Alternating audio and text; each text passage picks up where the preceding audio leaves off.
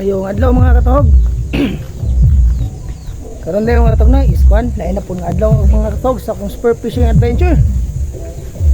O karon mga katog isubani ko no. Medyo mao trabag kuan mga katog. Panahon kay naay kuan no. Singabot ng mga bagyo mga katog. Manang sige og hangin. So tanaw ning palibot mga katog.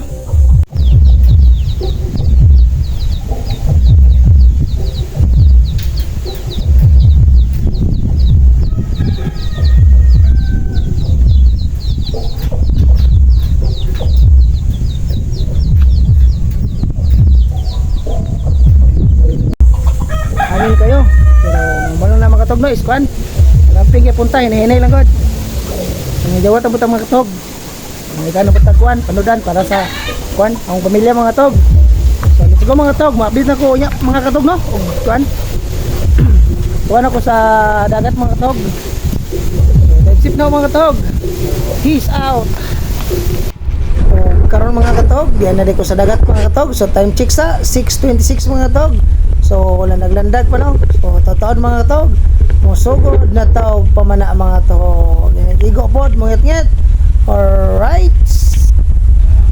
Ug sa kanunay mga tog ayaw jud kalimot sa pagampo og sa pagsampit sa Ginoo mga katog every dive no. So let's go mga katog. Let's dive. First catch mga katog usa ka danggit nga naa sa lusayan. So lami kay ni mga tog. Labi na og pritohon nimo nga pagkalutuwa.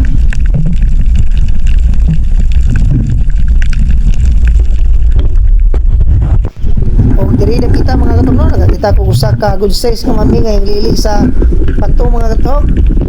Nang ako di sung itirahan mga katog kay basig musuksok pa sa ilaw.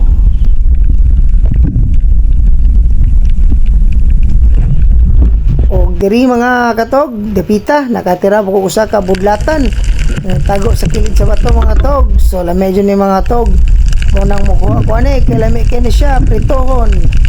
Nice da. Kung diri dapita mga tog sa ilawom sa coral so katira po ko sa snapper no o katambak mga tog so the best ni mga tog sa tinuwa nga pagkalutuwa.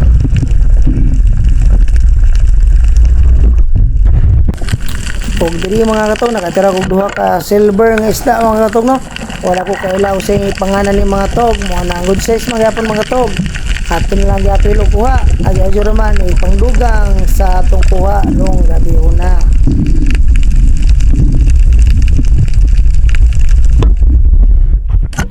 Kung diri mga katog nakatira po ko usa ka good fish or timbungan so lami kaya siya mga tog paborito kaya na ko ni labi na og imong unon og paksiw nga pagkalutuwa.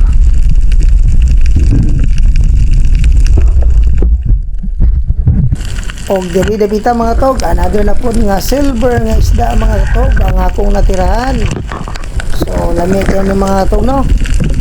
Og imo ni siyang pritohon og imong tuwahon nga pagkalutuwa. Og diri mga tog usa ka good size nga tiki-tiki. So lami kay ni mga tog og imo nang iunon og imong paksiwon. O diri adapit mga katog nakatira ko og dako mga tagutungan or porcupine fish mga katog so lami kini mga katog labi na imong tunuan nga pagkalutua.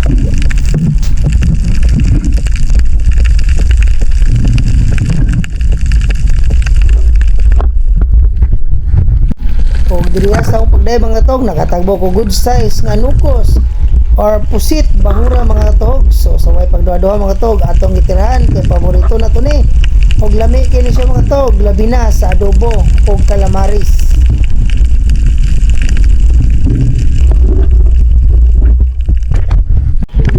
Og another danggit mga tog tago sa lusayan so kuha gyud po na to mga tog kay karong gabi na wa jud tay pili kuridas tanan basta good size lang ang gidaka. Kung diri mga tog another good size nga pusit or nukos mga tog ang ako na pong itiran so mo na ikaduha nga pusit mga tog no karong gabi na so Salamat yung mga katog. So na po ng atong pangadobo diri, ugma, puhon. Og diri mga katog, nakatira kong budlatan ng isda mga katog. So akong kuha mga katog no. So dugang na po mga katog sa atong kuha para karong gabi una. Og diri mga katog, nakatira ko. Og another nga tiki-tiki mga katog, mo ni tiki-tiki rong gabi na ako yung kaduha. So akong gikuha mga katog og akong gitirahan. Kaya adyo raman ni mga katog, atong idugang-dugang sa atong kuha para karong gabi una.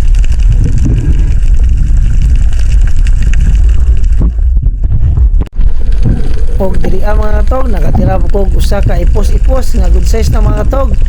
So wala sa nang mabidyohe mga katog no. Kay medyo lawom ni ang ipuyan mga katog. So good size mga katog. Atong gikuha kay lami kay ni sa inunon ug sa paksiw ang pagkaluto Diri mga katog, usa na po ka good size nga timbungan mga katog akong natirahan. So lami kay ni mga katog no. The best ni siya. Ako ni paborito. Gabi na og sapi ni rito. O mo din ang last nga tira mga katog before ko hingawas. So update lang ko mga katog. One eternity later. Yung gabi mga katog, so nakauli na day ko mga katog no, gikan sa pagpamana. So thankful ta kay safety ta. Then napatay laing grasya ro gabi una mga katog. So adlaw Domingo day mga katog. Ay, grasya na po mga katog. Pang konsumo sa pila ka adlaw mga katog. Alright.